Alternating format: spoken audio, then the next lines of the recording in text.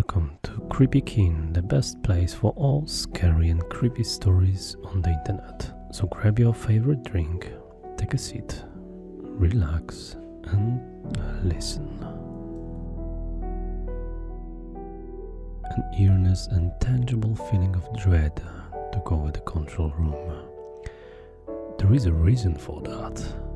It reverberated through my entire body as the vibration spoke. But then, silence. No one in the control room spoke a word. We barely even looked at each other. The silence continued for over a minute that felt like a day. What's the reason? Dave, the senior scientist on hand, finally spoke. He had chosen a serious and somber tone in an endless list of choices on how to react. If you value your lives, if you value the lives of every living being on your planet, never use this form of communication ever again. It shook into our chests. That one felt less welcoming. It felt like a dire warning. And just like that, we felt the tingling, shaking force leave our chests. It just simply faded away, like how when a chord of a guitar is plucked. We looked now to one another. What was the play? Forge on bravely into the void in the name of science and play the frequencies again? Or take an alien warning and stop? We didn't get to make the decision. Our program is monitored closely by the US military. A voice came I didn't recognize on over the intercom. Don't touch anything, folks. We're gonna come in and take a look at a few things. Dave took charge. We were all clearly panicked at what we had experienced, but he seemed to have the most level head. All we can do is tell the truth, just as the door to the control room was opened. The next hour or so was a blur. I was first questioned by my boss as to what he just watched over his monitor. What he saw was a handful of his employees standing in a circle and periodically yelling nonsense at no one in particular. I took Dave's advice to heart and told him as clearly as I could what happened. I think I was the first he talked to. He wasn't buying anything I said.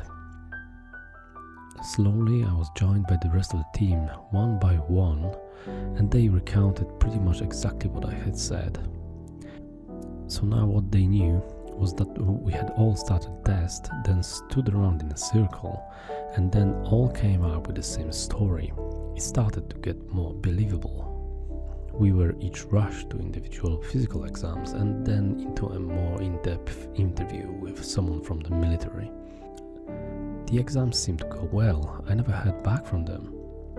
The interviews seemed to be good as well. I had basically recounted what I had said to my boss word for word, just this time on tape and in front of some guy in army uniform.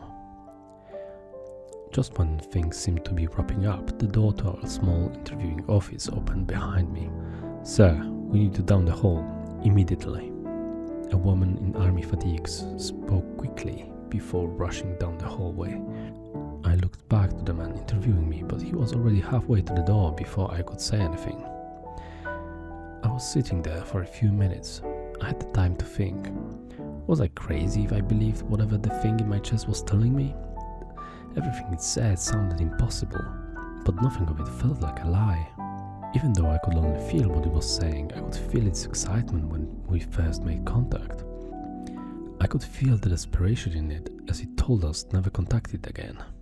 What was important though, nothing felt like a lie. I noticed that my interviewer had been taking notes as we spoke. Now that I had been left alone for a few minutes, I thought, what was the harm in taking a peek? I slowly reached over the table and flipped his papers over. They read: Unknown frequency report.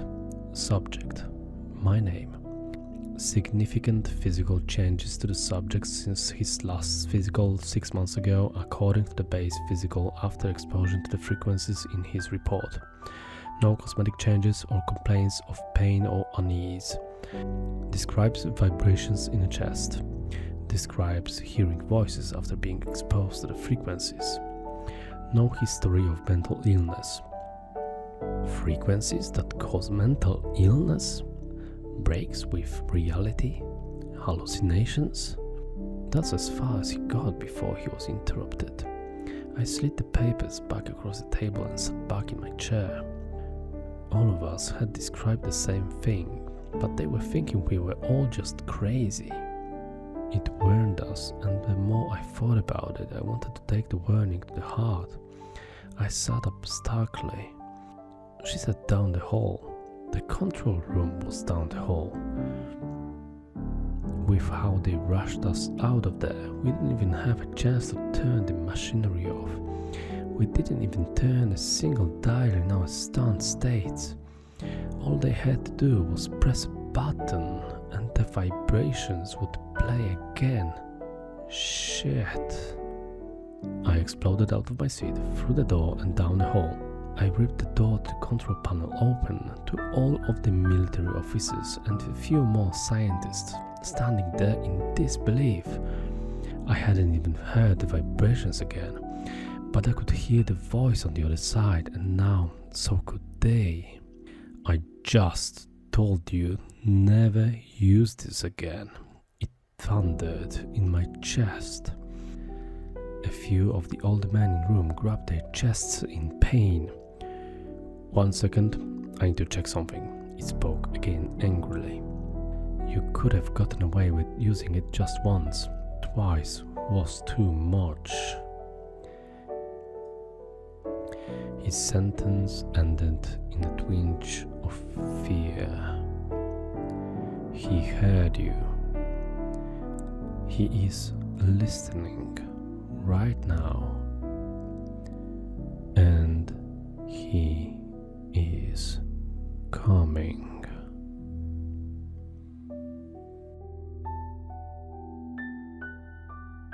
And that's it for today.